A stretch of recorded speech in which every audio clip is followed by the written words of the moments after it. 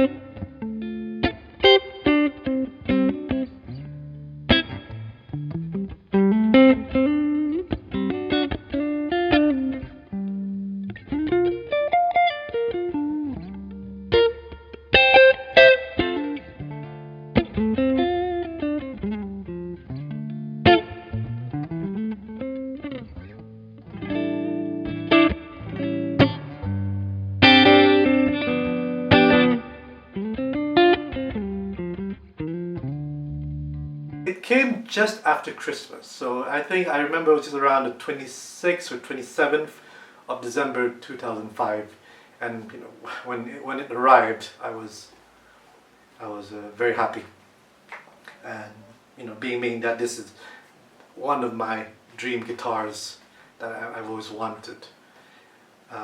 Yeah. So some of you may be asking why the Gibson Flying V, or why the V-shaped guitar. I used to watch this anime called The Legend of Black Heaven.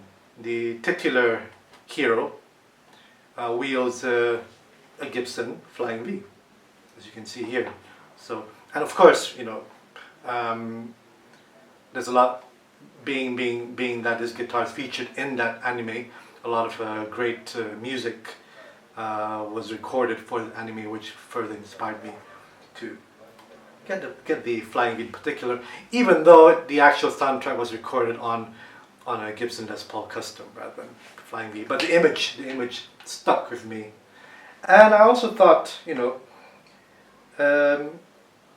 got your Strats, you've got your Telecasters, you've got your Les Pauls. I thought I want to be a bit different. I want to stand out a little bit more, and I suppose it's for better or for worse. Of course, when I first bought it, it didn't come. It didn't come with these parts. Obviously, you can see it's painted all over. As you can see, you can see it's all painted. And believe it or not, the paint you see here has been the same paint that I used since 2005. Yeah. No, sorry, I painted this in 2006, actually. Yeah, and so it came with, of course, you can see the original white scratch plate. So this is the original color of the scratch plate. I painted all over it. Otherwise, It came originally with two Gibson humbuckers, so they were the 490T and the 500, I believe, the stock Gibson pickups, and it came with a stop tail bridge, and yeah, and it came. If you look at the tuning pegs, it came with stock Gibson tuning pegs. The ones you see here are now locking tuners. Otherwise it came in faded cherry, so if you can see the color, this is the color it came in, with a white scratch plate and the inlays as so. Yeah, so, and it remained unchanged. I mean, the parts only came in much later, but otherwise I played a good part of the year with stock parts, so no changes whatsoever.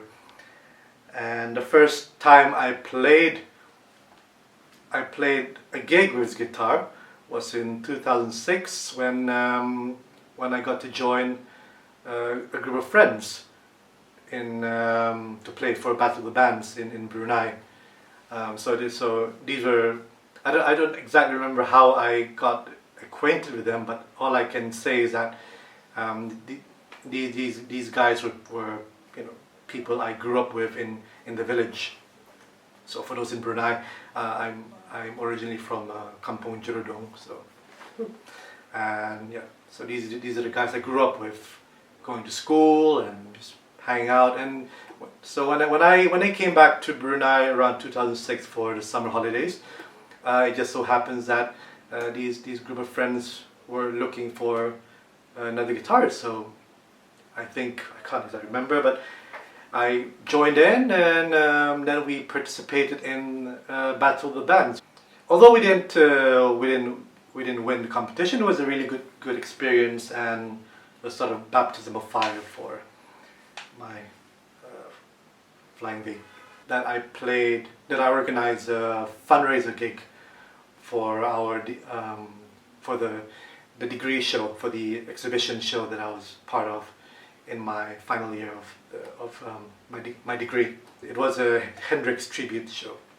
And speaking of Hendrix, you probably would figure by now that the painting on this guitar was partially inspired by Jimi Hendrix's Flying V, of which he did a similar job, although not as good as what he did. But lots of psychedelic colors, lots of lines here and there. But yeah, and so this is sort of my own take on it.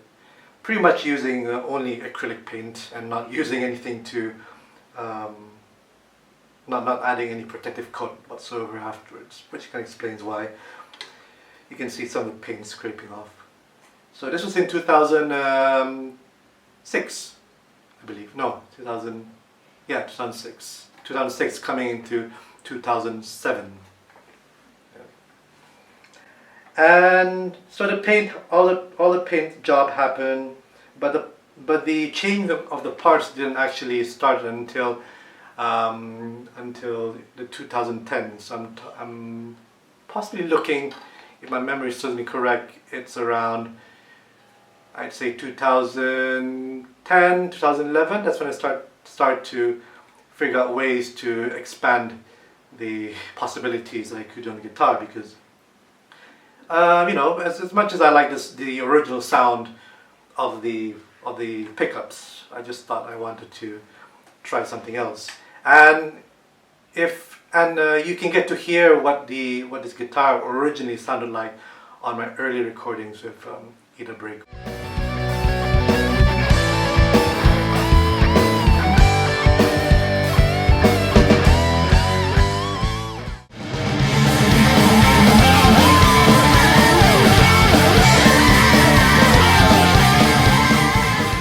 So after I recorded the first album with Ida Brigg, that's when I decided to look at changing the parts. And one of the first things I looked at was maybe possibly changing the pickups. So you can see here, these are Sur pickups. They're Sur custom pickups.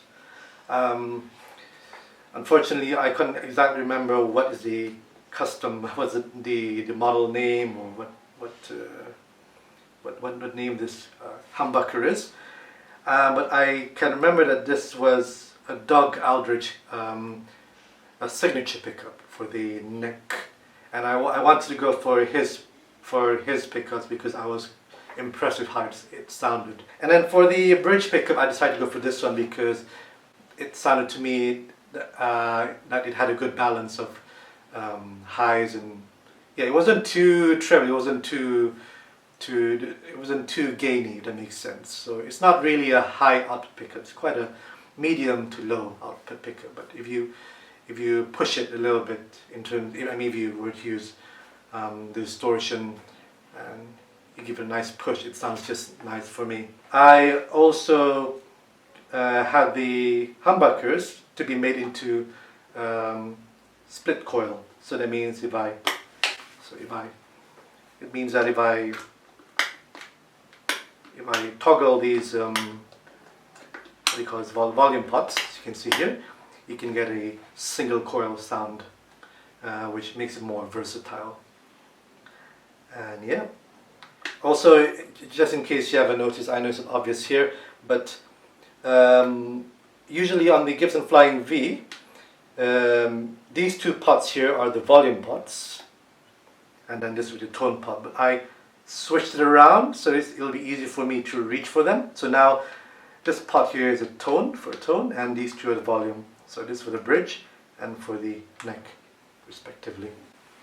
So now, with being able to do split coil, I can do different combinations, which makes it more interesting to me in terms of the sound.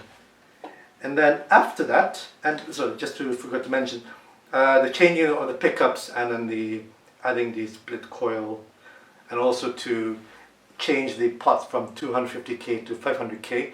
These are all done by Maui, who is the guitarist for Sinjakala.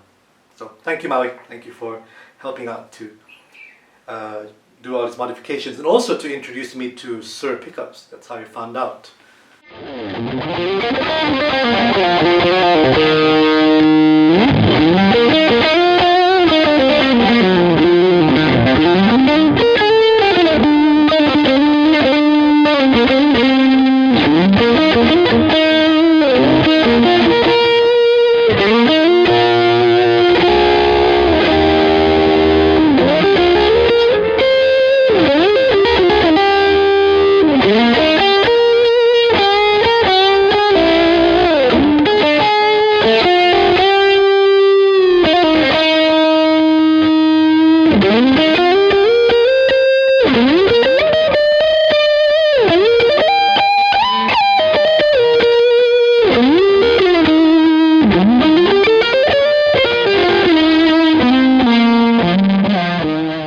And then the other modification I made, or I had someone change, is to add the Stetz bar trem. So the Stetz bar trem is not a Floyd Rose, but it's not a Strat style bridge either. It sort of has the best of both worlds, because you can still do those really nice dive bombs and maybe pull it up by maybe 2-3 tones extra. So it's sort of got the feel. It doesn't have the feel of a Floyd Rose, but it's more akin to the feel of a Strat bridge actually. So the idea is that, and if you can see it, the bridge glides along the neck. So it sort of glides, if you can see. So you can see it sort of glides along the body. Yeah, so that's the idea behind it. And the reason why I got the Stetz bar is that I didn't want to make any permanent modification to the guitar itself, because usually if you have a Floyd Rose, or even if you use a Strat style bridge, you'd have to carve out a cavity on the body, and I didn't want to do that. So this seems the best solution. Just be simply you just simply take the Tune-o-matic bridge out, and then it can be retrofitted easily, and it can also be taken out without any permanent changes. So I had this modification done at what's the name of the store? BL tone in Kuala Blight, and it was done by a technician who no longer works there, but he's a great technician.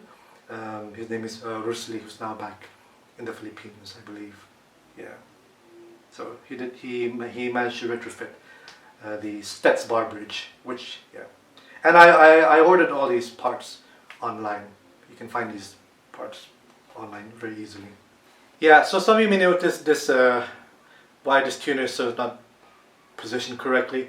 And actually this came from a stock Gibson tuner, which a good friend of mine, Mahul, who lives in Kampala, kindly gave to me. So this came from his Gibson SG, but the problem was that I couldn't find he couldn't find the correct tuner in the correct orientation. That makes sense. So this tuner is supposed to be for the G string, I believe, on the Gibson SG. So yeah.